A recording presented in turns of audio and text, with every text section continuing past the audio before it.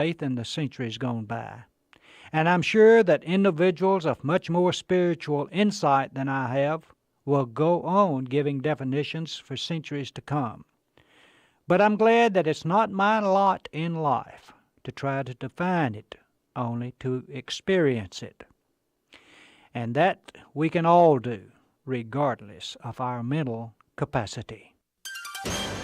This has been My Turn with Don Wildmon, a production of the American Family Association. In Him, we were also chosen, having been predestined according to the plan of Him who works out everything in conformity with the purpose of His will. Ephesians 1:11. American Family Radio. This is Today's Issues. Email your comments to comments@afr.net. Past broadcasts of Today's Issues are available for listening and viewing in the archive at afr.net. Now, back to more of Today's Issues. Welcome back, everybody, to Today's Issues on the American Family Radio Network. That's the name of this program. Tim, Ed, Wesley, and Fred. Just wrap up what we're talking about here, and then we're going to go to Jenna Ellis. But we were talking about anti-Semitism and what that is and how it's manifesting itself now in the U.S., what happened in Colorado, for example. I remember my dad, God rest his soul, he passed away, in December of 2023. But he went to the Holy Land many times, and but I remember him saying, he would say, well, they'll be fighting till the end of time. Talking about the Muslims and the Jews over there, especially in Israel, in the surrounding area. And that's a pessimistic view, but probably a realistic view, because you have you have two viewpoints that are, now I'm not saying they're equally valid or morally valid, sure, but you have two steadfast viewpoints on Israel and its right to exist as a Jewish nation that aren't going to change. And they're just not. They're not going to change. So, and as long as that exists, you're going to have conflict in the area. Now, less conflict is when Israel imposes its power and strength militarily and so forth. But when they do that, they inflame the passions of people like Hamas and others who hate Israel because they feel like the Jewish nation has no right to exist in the first place because that's Muslim land. You see what I know y'all know this, but what I'm just telling you this, whoever's doing this show 50 years from now, if this show exists on American Family Radio, they're going to be talking about what's happened. Well, they're going to be talking about this subject. Mutually exclusive views. There is no compromise between one side that says Israel has a right to exist and the other side which says all Jews should be murdered.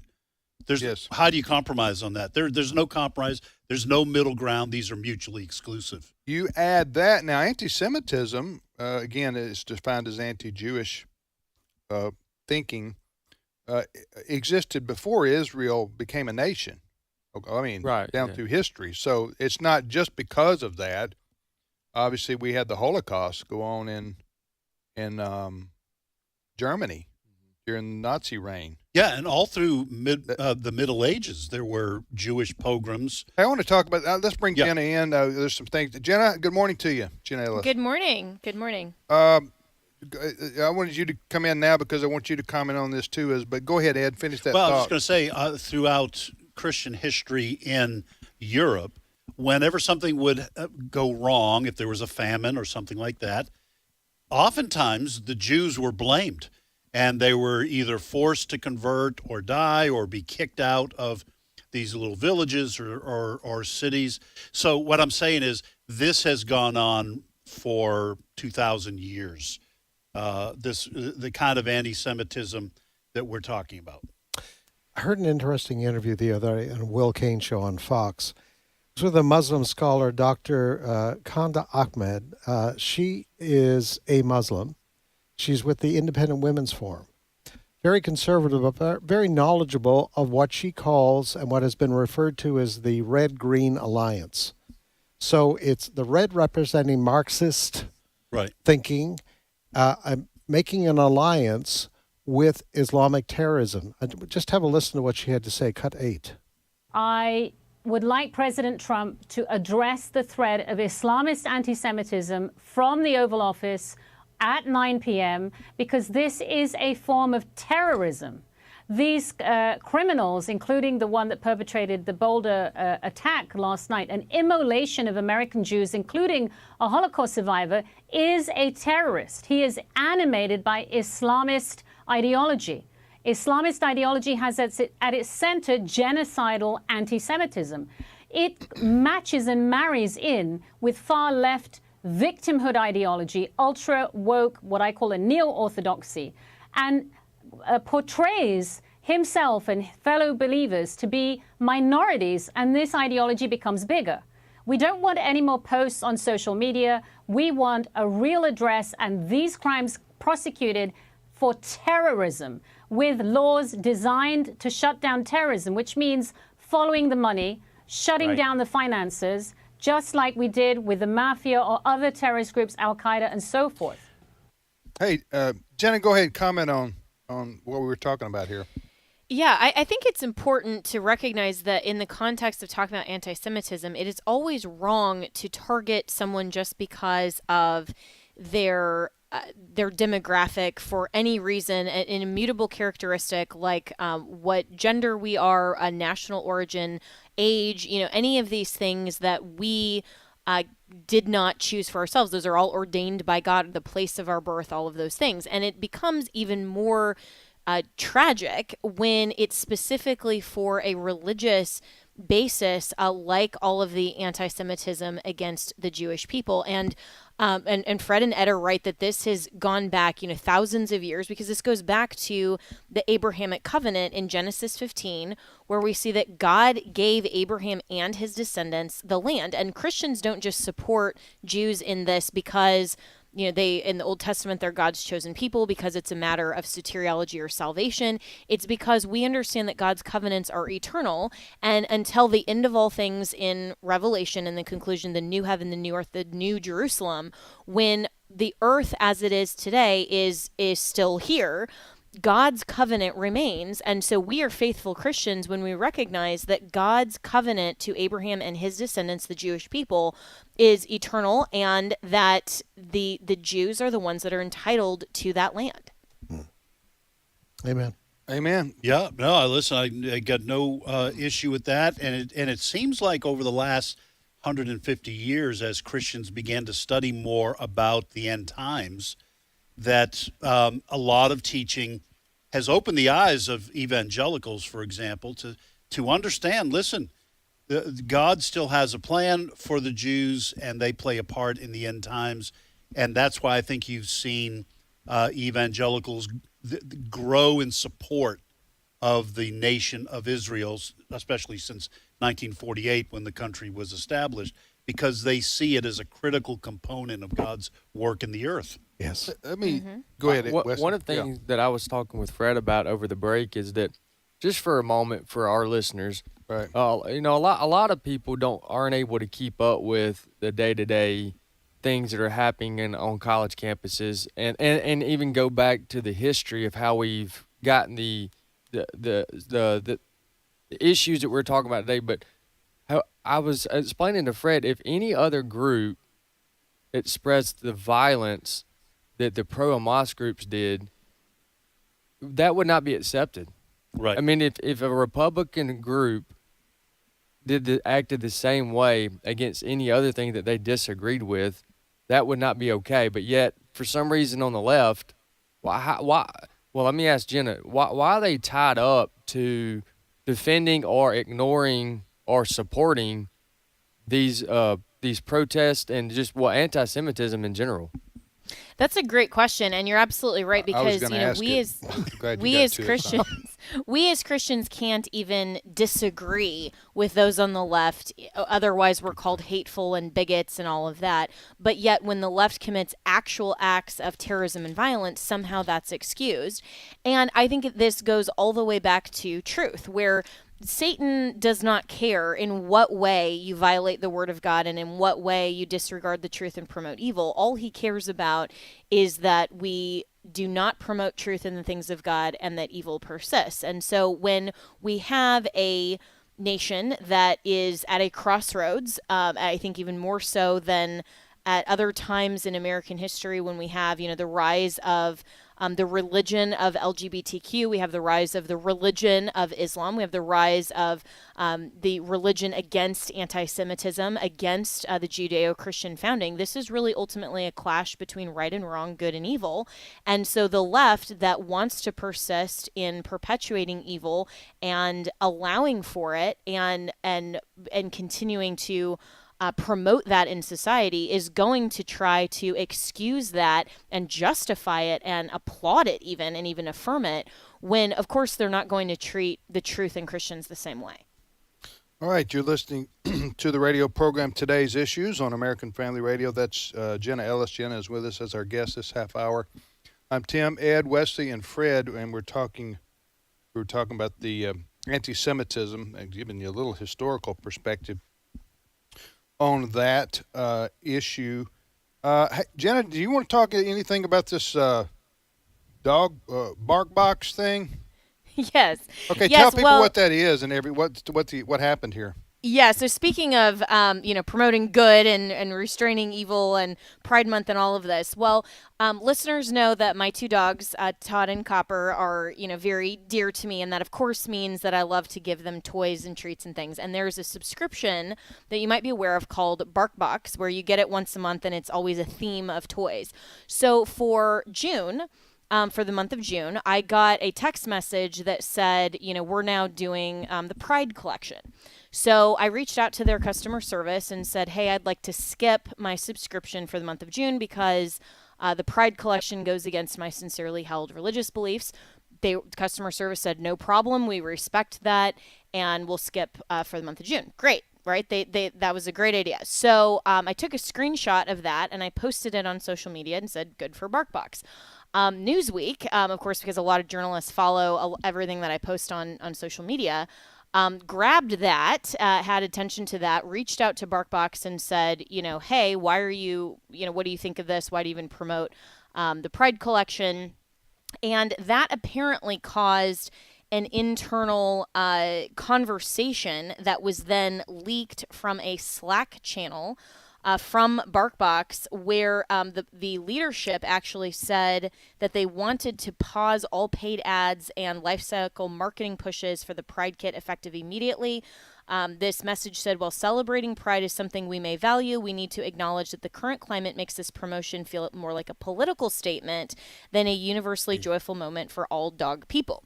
We wouldn't feel comfortable running a promotion centered on another politically charged symbol like a MAGA-themed product. It's worth asking whether this is the right moment to run this particular campaign. This isn't about backing away from support. It's about tone and ensuring our marketing remains inclusive and welcoming to everyone in our community. Right now, pushing this promo risks unintentionally sending the message that we're not for you to a large portion of our audience. Now, Tim, what was so funny about this is that when this leaked and went viral over the last couple of days, the LGBTQ community, which has said, we can't have children, so our pets are basically like our kids. You're now slamming us and we're canceling our subscriptions. They're canceling more subscriptions now to BarkBox than conservatives. So today, the CEO released a message basically weekly apologizing, going, no, we love all of you and we still have the Pride collection available, but notably did not actually deny that they're pausing the campaigns and that they're not going to be pushing this.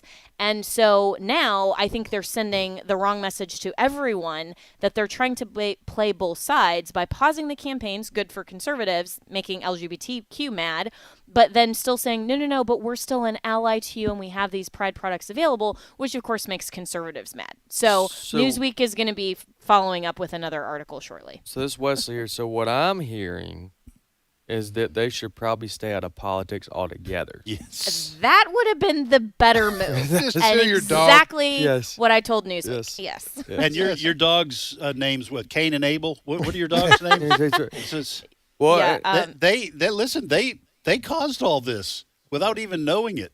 I know, right? That's that's what I had Todd a and friend Copper. today. Todd and Todd and Copper. Copper. Yes, they are I know what you unfortunately did, Ed. I got you. political agents. They have a of the popular downfall of Instagram channel, don't they? BarkBox. They do. The Adventures of Copper and Todd. So we have a lot of listeners who go and see cute pictures of them there and follow them. And I have videos of us opening BarkBox every month, and when they're cute themed, like New York City or like Valentine's Day, roses and macaroons. Like, it's really cute. And these are quality toys, but unfortunately now is advancing an agenda. So we will probably be canceling our BarkBox subscription after this. What? Somebody needs to invent this for humans. They do. It's called Uber Eats. Oh, okay.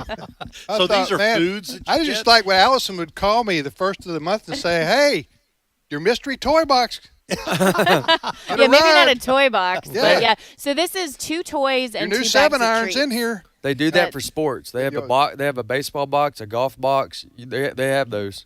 Okay, Really? I I'm need very to- I serious, need to yeah. sign up. You Go ahead, need, that's Jenna. hey, Father's Day is coming up, Wesley. So now you know what Once to get a month. for Yeah. yep What- for Father's Day. All right, Fred. On a similar note, yes. Well, we know that major corporations in this country over the years have not been afraid to put their logos in gay pride parades, Right. and some will continue to do that. But ever since the backlash, you remember against Bud Light and Yes. Target, this back in 2023, a lot of these corporations are now backing away.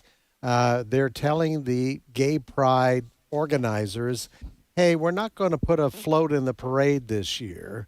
We may send you a check to underwrite the event, but we really given, and some of them are saying the political climate in the country, the DEI initiative, anti-DEI initiatives, that sort of thing, we think it's better that we stay away this year. Right. So there's been a movement, and very successful, in pressuring these corporations not to be taking sides on this issue. And I think it's great. I think the pendulum swings. I don't think these are principled stands on the part of these corporations. I think their skittishness is tied to because the LGBTQ community, that movement has been tied to the DEI/woke movement, and even though trans is in LGBTQ and has been forever, the backlash against trans individuals in women's and girls' sports, all that kind of thing, I just think these corporations do not want to be tied into the backlash that goes with that. So the LGBTQ community has overplayed its hand, and now corporations are getting skittish. Yeah, and a lot of these corporations, who have to deal with this, they have LGBTQ employees who, some of them pressure Right. corporate executives to, give money to this event or to this cause or to put the pride. I just don't know. That's kind of run its course almost. I mean, there's nothing left to conquer for the for the LGBTQ community in terms of corporate America. I don't think. Well, but the polling is, and Jenna, we want to bring you back in. Yeah. The polling We want is to be going inclusive. in the yes, is going in the opposite direction. Like the percentage of Republican men who are opposed to same-sex marriage has dropped like 7 points in just a couple of years. I think people have reached a saturation point on this, and the Bud Light thing, oddly enough, was just like a bridge too far, and polling is starting to slip in the other direction. So I don't know whether it's ever coming back in terms of corporations.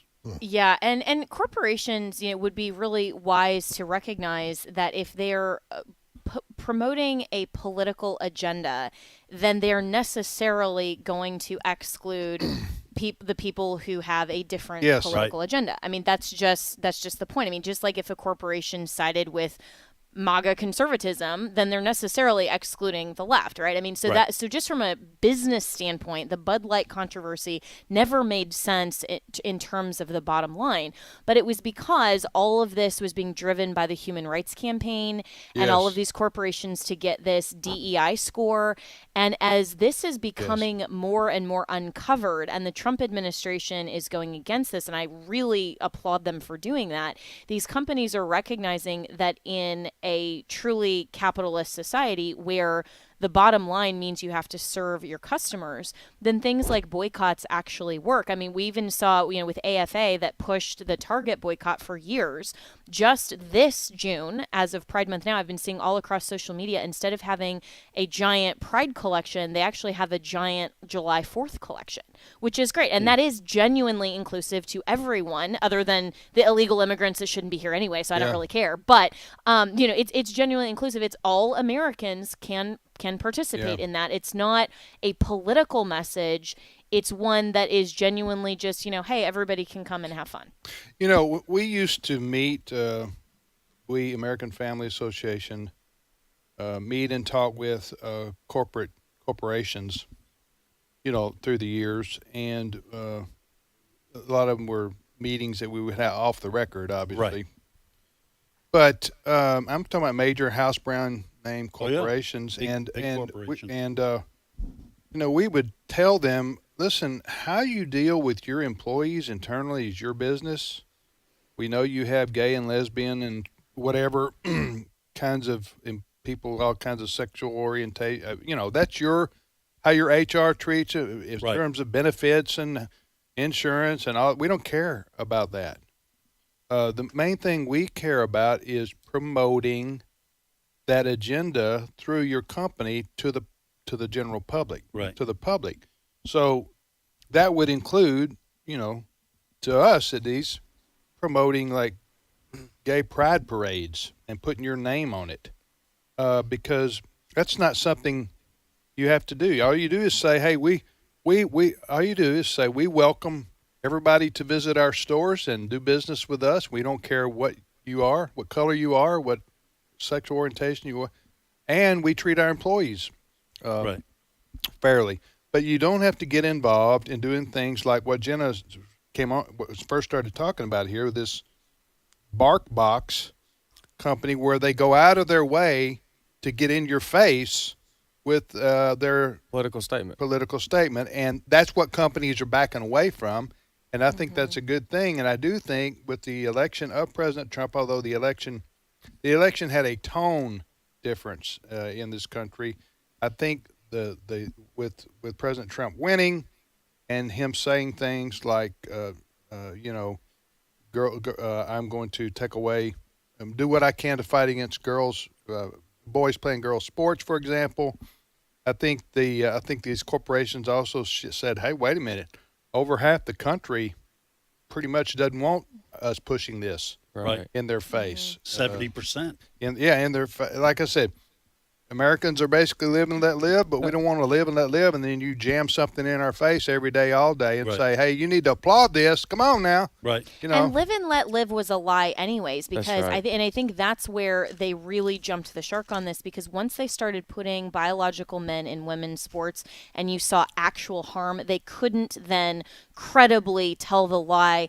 What does it matter? Who is it hurting anyway? Right. Well, there are now some real injuries. Yes. Another interesting thing I've noticed there's a television ad that this is changing the subject slightly, but related to the topic at hand. There's a television ad that has an advertisement for drugs that treat AIDS. Have y'all seen this? Seen it? Yes, I have. Unfortunately. And it's got two men kissing or whatever they're. Anyway, it's got a lot of pictures of homosexuals together, male homosexuals. Have you seen this? Yes.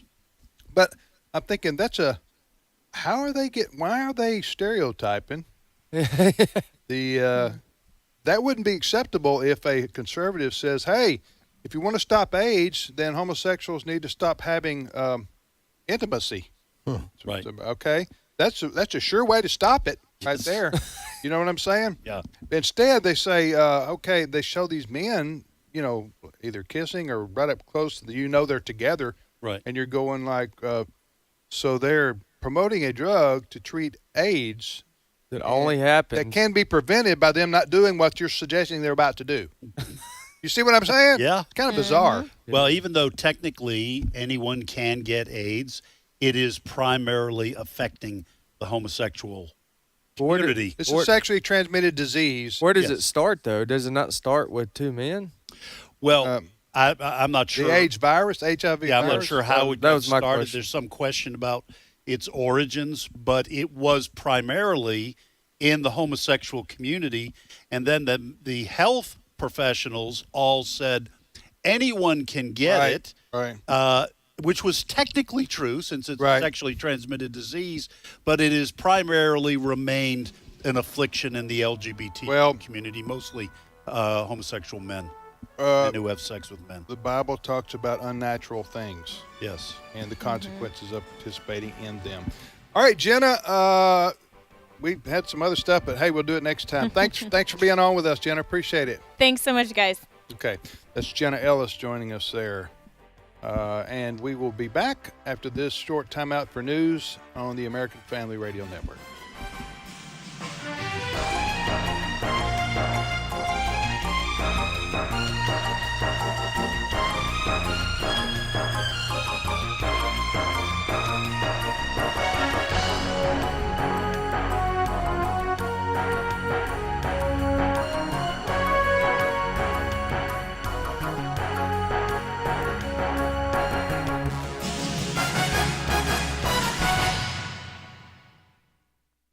The views and opinions expressed in this broadcast may not necessarily reflect those of the American Family Association or American Family Radio. Faith, family, freedom. American Family Radio. As a federal or state employee, you have the opportunity to support the American Family Association through the combined federal campaign by designating a monthly payroll deduction using 12037. You help AFA continue to fight for your family. So when you complete your CFC form, remember, AFA's number is 12037. And thank you for your help. This is American Family Radio, a listener-supported ministry of the American Family Association.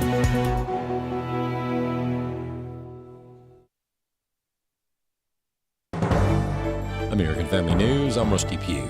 Investigations continue into last weekend's terrorist attack against a Jewish group in Boulder, Colorado. Now, the attacker's family is being subject to deportation. Eben Brown with more.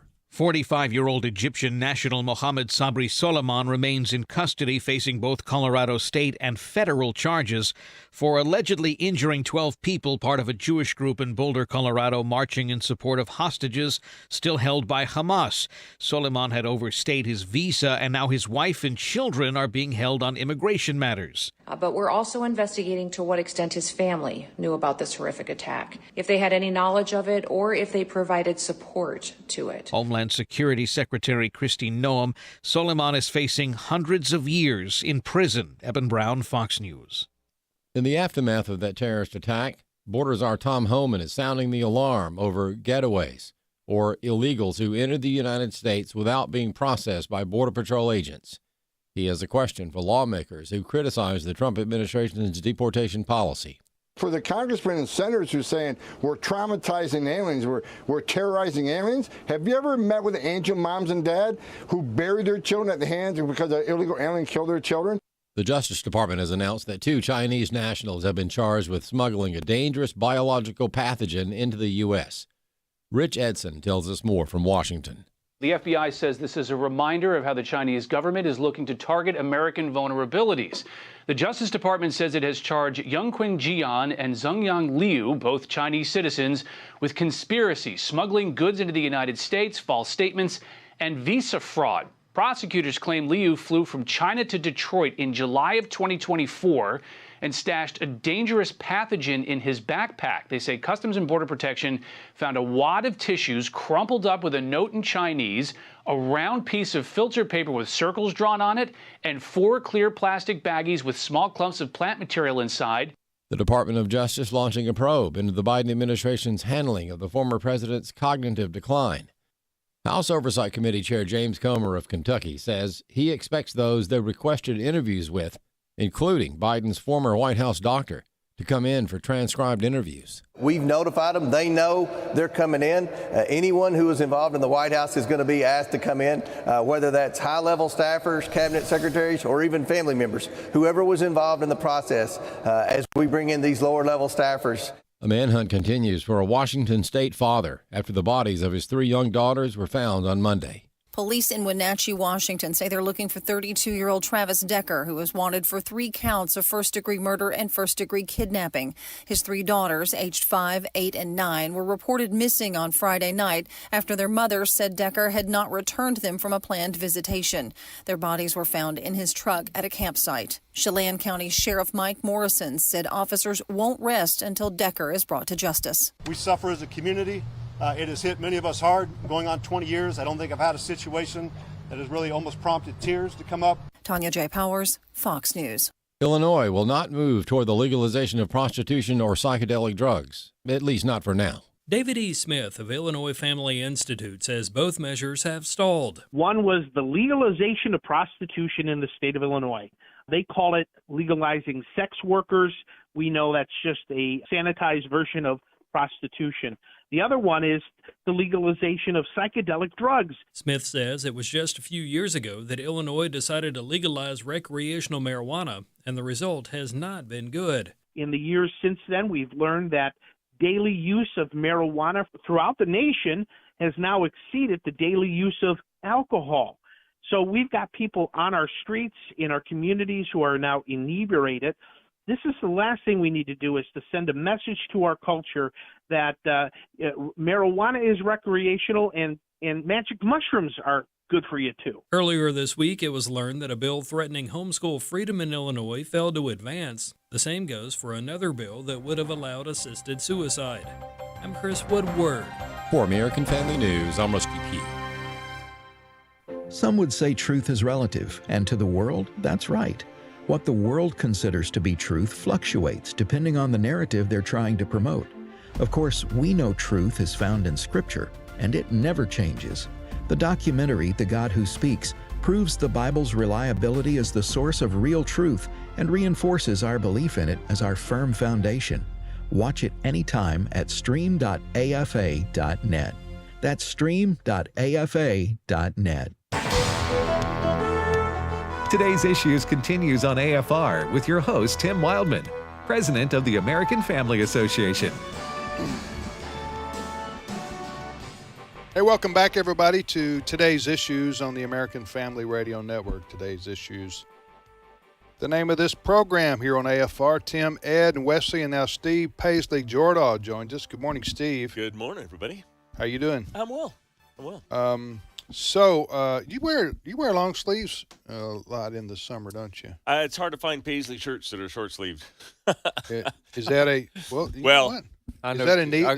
Go ahead. I think because obviously he's got a watercolor shirt on today. Yeah. But it is hard to find colorful, either watercolor or paisley or anything like that that are interesting that are short sleeve. And besides, it's 72 degrees where I work. Yeah. Well, all year long. Yeah. You know, I think we probably need to do more fashion on this show. I don't care. What? Nah.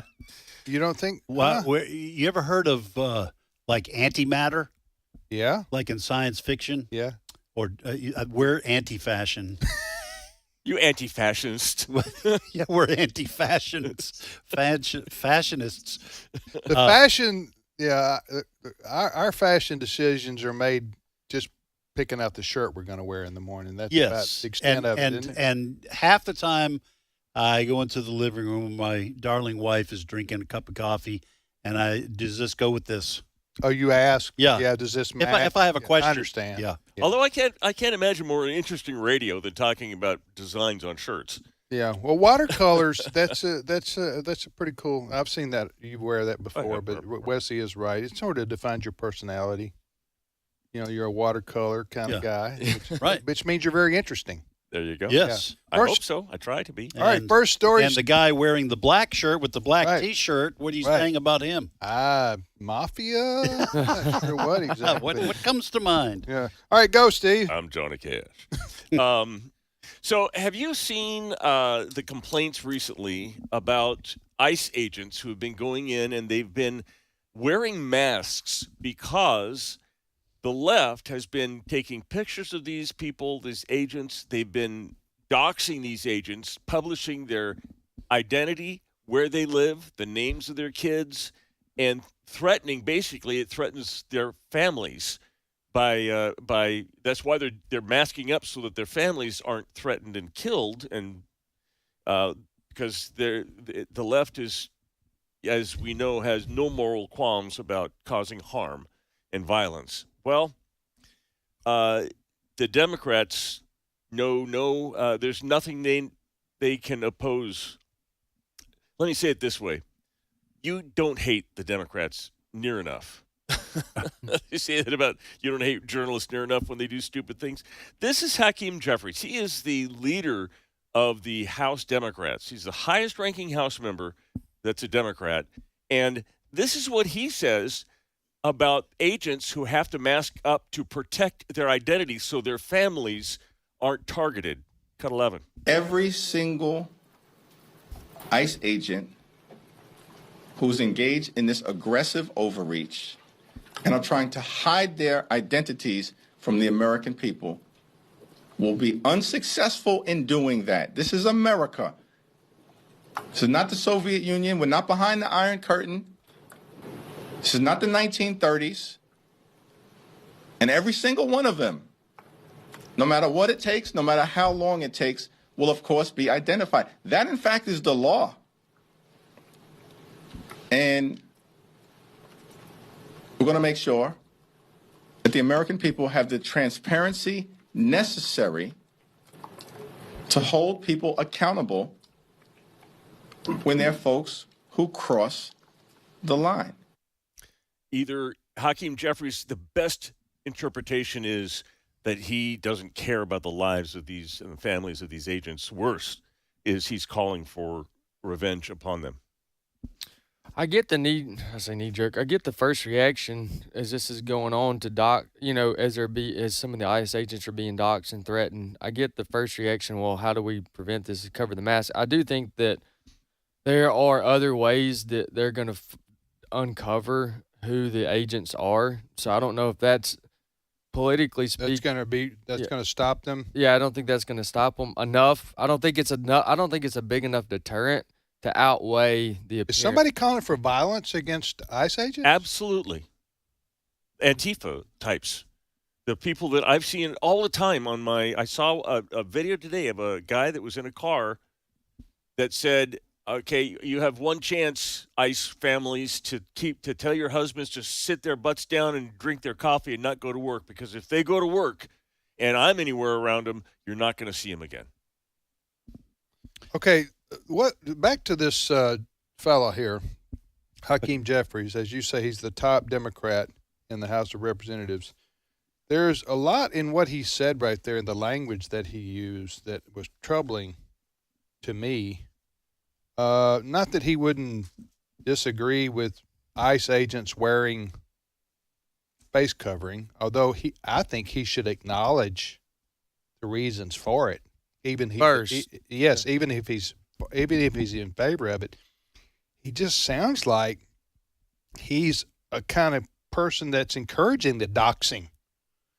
And he used the expression, I want you to listen to him again, aggressive overreach by ICE agents. Did you catch that? Yes. And if I were a reporter and he would answer the question, I would ask him, Mr. Jeffries, is Jeffries? Jeffries. I would ask him, what do you define for me aggressive overreach by ICE agents? Because as far as I can tell, the ICE agents are only acting to enforce U.S. federal law against people who are in our country illegally. They're just making arrests. They're making arrests. So is making arrest acting aggressively? So listen closely to the things that he says here. And he also says something about, I can't remember exactly, something about to make sure the American people hold them accountable. Okay, again, not, you would think somebody in his position would say, we're going to have hearings where we're going to make the those in charge of the ICE agency answer questions about this. Okay, well, that's different. When he's talking about the American people, make sure they're accountable or something like that, that almost maybe I'm reading too much into this, like he's one of the ones who is encouraging the doxing. I'll do the doxing right here in Congress. Right. Listen to the things he says, and notice that he doesn't say anything about the proper role of ICE and how they're not following that. Listen to him. Every single ICE agent who's engaged in this aggressive overreach and are trying to hide their identities from the American people will be unsuccessful in doing that. This is America. This is not the Soviet Union. We're not behind the Iron Curtain. This is not the 1930s. And every single one of them, no matter what it takes, no matter how long it takes, will of course be identified. That in fact is the law. And we're going to make sure that the American people have the transparency necessary to hold people accountable when they're folks who cross the line. There's a host of questions there that he won't answer. What is crossing the line? Mm-hmm. Right. So the American people are going to hold transparency means we want to know who these people are. And he's like warning. It's like a warning. He says every single ICE agent will be identified. Anyway, I find the way he framed that whole thing just. Well, let me just say. And then Wesley, you and then Wesley. Yeah, go ahead. I was going to read here. I'm reading an article on this topic right now, and it says San Diego Councilman Sean Rivera, who branded the ICE officers quote he called them quote terrorists. So if you have a public official calling them terrorists, listen, I don't know how they do their job without being seen as aggressive. I don't. How do you do that? Would you please come with me? I'd like yes, to play no, Texas. knock, knock. Hey, we're here. Hey, we're here to arrest 3 gang members. And we're going to go down to Subway. You want to meet us down there? We'll be back in a couple of hours here. If y'all can have your bags packed, yeah, then we'll take you. You know what I'm saying? There is no way to do the job of the mandate that ICE agents are given. It's kind of like SWAT or FBI or ATF. These people have to be, they're a different breed, really. Right. Their psychological makeup, it's kind of like people who have to go into combat, you know, in war. They are not, they got to be prepared for the worst. They can't be the nice guys going into that situation. So at the same time, it is America, and we have to have law and order, and we have to have, we don't want rogue ICE agents going out, terrorizing people. So I'm in general, I am opposed to masks on government agents. Okay? For different reasons. I agree with that. I don't like the way it looks. I think to hold people accountable when they actually do step over the line, right, you have to be able to identify them. Right. Okay. However, having said that, this is a no-win situation for ICE agents. Right. Because if they don't wear masks, they are going to get doxxed, and their families might get hurt because the far left is increasingly violent, and so they're between a rock and a hard place. So they have to wear the mask. They have to wear the mask. At least right now they do. Yes. Or either you can say, well, I don't care about the families of the ICE agents. Right. Hakeem Jeffries says we're in America. This isn't Germany of the 1930s. I would submit to you that a Jew coming to America, transporting through time from the 1930s, might find an awful lot that's familiar with Germany in the 1930s on college campuses and around this country, with the anti-Semitism, with the AFA, with the Antifa types, the riots that are going on. This isn't the America that Jeffries is talking about. Oh, we had Jews burned by a Muslim, an Egyptian, here illegally, that ICE would have deported if they'd gotten a hold of him. He used a makeshift flamethrower. Biden let him in. Biden let him in, and he was here in 2022. He's a white man, expired. though. Well, and Yeah. then this young couple shot to death in Washington, D.C. Yeah. To your point, Steve, the Jews might find a lot that was very familiar if they were transported from 1930s Germany to the U.S. in 2025. By the way, some video has been uncovered. I don't know if you guys saw it or not, but we now know the reason that this guy that was throwing Molotov cocktails had no shirt on. There's a video of him throwing one, and the liquor or whatever's in the flammable substance getting on and catching him on fire as he was throwing That's why he pulled the shirt off? off? To pull the shirt off, yeah. All right, next story, Steve. All right. The White House is dealing with another leak of sorts. This time, for the second time, White House Chief of Staff Susie Wiles has been compromised. This time it's her phone that someone tapped into, got into her contacts. They started making calls in her name. They used AI to disguise their voice to call people in her contact list. The White House is kind of keeping it close to the vest as to what they know about this. I suppose they're trying to figure out who hacked it and why. It could be a foreign agent. It could be something local. But this is the second time Wiles has been targeted, and there are a raft of leaks coming out of the Trump administration. You know, what is scary about this is the potential for AI in very short order to just be able to confuse life. For a while, on X, for example, younger people were making fun of baby boomers who could not tell the difference between a video or a meme that was AI and one that wasn't. But I think increasingly nobody can tell. It's really and then with the voice, that cloning of the voice, there's going to be times where people in government are going to get a phone call from someone in the administration. It's going to sound like that person. It's going to be from their phone, and they may get information illicitly. Let me add something even more scary to this whole discussion. I heard on the way in this morning on a podcast, quantum computing in short order will be able to hack any encryption that you can put on an email account, on a bank. It's over for us, Dan, for the human race. Well, that was basically the. I'll tell you what. Let's just go back in time. Let's just. I bet maybe in 10 years people will just throw away all these smart devices and go back to agrarian. Little house on the prairie life. Huh? Either that, or I will say this. There is a back and forth to technology where there are supposedly encryptions that could be brought to bear that would be uncrackable, and then the bad guys figure something out to crack that. I think what we might see, because, there are people calling for, let's get rid of cash.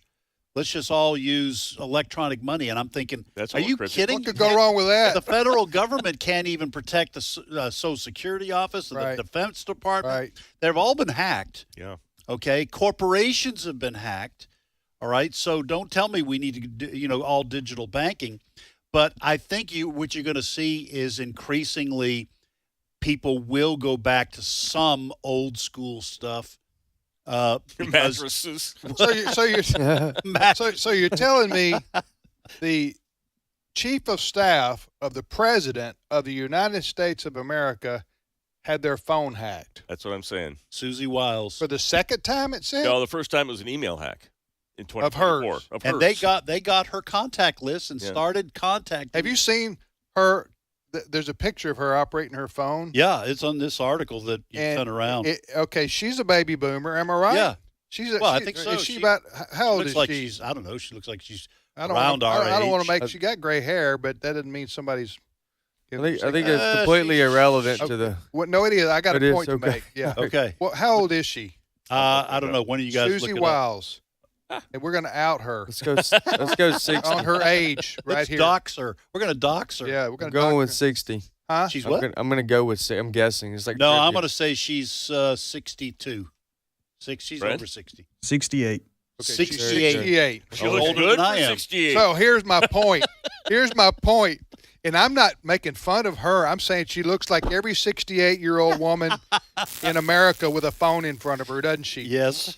And she wouldn't know whether somebody was hacking her phone or not, because most 68. Oh, this is terrible. Look, they're trying to navigate it, and they got Yes. one finger doing their texting. Am I right? Yes. You see these teenagers? See them. I am one. Well, they're texting with all 10 fingers. Oh, I know. It's flying. Yes. Like a And they don't hummingbird's even- wings, man. They don't even have to look. No, they don't even Yes. have look. And 68-year-olds and me too. We're like going, okay, And I will be there Yes. at 10. proper English, Yeah. too. I use Right. proper English, proper punctuation. And that one finger Yeah, must be pretty fat because I am constantly yeah, hitting the wrong key. right. Anyway, And that we haven't even gotten into the voice recognition, the wrong Oh, my words. goodness. I know, but anyway, so somebody hacked her phone. Then they tried to make her contacts think they were her. Yes, they cloned her voice. It's funny now. Nothing happened, but Yet. going forward, with all what y'all are talking about with deep fakes and AI and cloning people's voices, and Crazy. We'll have to meet in person. it's a dangerous high tech world we live It is. in right It is now. indeed. And you just worry. I don't want to worry unnecessarily here and bring up doomsday scenarios, but let's all face it. We've been talking about this international cyber warfare that goes on, and the drones, for example, which are related to this. The world's changed, and now you just hope somebody does China hack our infrastructure system? We don't even know if this was China or Iran. Right. No, it could have been. With They Susie don't- Wiles. They may know more than we do, but we don't know. Anyway, I just think that. But we've crossed the technological Rubicon. Yes. Okay. No going back. All right, next story, Steve. All right. Secretary of Defense Pete Hegseth continues to put the military into fighting shape. We've seen him working out with the troops. We've seen him get rid of all the DEI and trans nonsense, social experimenting in the military. And his latest move, he is renaming a ship named the Harvey Milk that was named during President Obama's term. That's named after a gay rights activist who happened to also be a pedophile.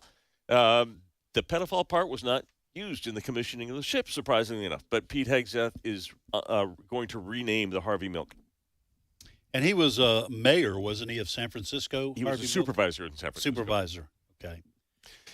Yeah, he was shot. Dan White shot him and used the Twinkie defense. That's the first use of remember the Twinkie defense? Oh, that he had He was Twinkies and popped sugar. up on sugar. Yeah. So he went in, he shot Mayor Moscone and yeah, that's right, Mayor Moscone. And Harvey Milk. Look, a gay rights activist who was controversial, and let's just say that in terms of his taste, age-wise, okay? And the left and the media ignored all that when this was a destroyer, right? I believe so. Christened the Harvey Milk. I don't think that worried China at all. A U.S. Navy with the Harvey Milk as a destroyer. So I like what Pete Hegseth is doing. Let's go back to war fighting and stay away from the DEI and the woke stuff. And Fred was saying, or maybe it was you, Steve, that in terms of people signing up, the numbers have improved, recruitment. Very much. Yeah. Since Trump took office. Yeah, they are. The military is meeting its recruiting goals after 4 years or more of decline and not meeting their recruitment goals. I think Fred said that the U.S. Army is 4 months ahead in its recruitment goals. I think I saw that number as well. Hey, Wesley, do you have any comment on this? Pete Hegseth Hex, it's a renaming a. Yeah, well, I was. Ship. Yeah, I'm trying to figure out. I'm not as I'm familiar with what you just said about Harvey Milk, but I'm not. But what did he do that made him popular? He was a supervisor in San Francisco. He's the first openly gay supervisor in San Francisco. Talking about the 60s or 70s. 74, I think.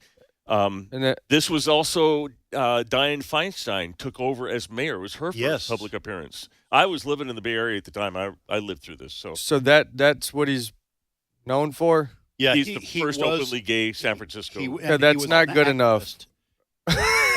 Okay. What I'm waiting for is he invented the phone. No, he was a invented, he was a homosexual activist, one of the first ones. And he was killed. He was in their that some of the people champion him like the people do maybe Martin Luther King Jr. in terms of the civil rights movement. They would say he was a pioneer. So for the left, he was a pioneer in the gay and lesbian movement. That's what they would say. So for the left, he's an icon. Yes. Yeah.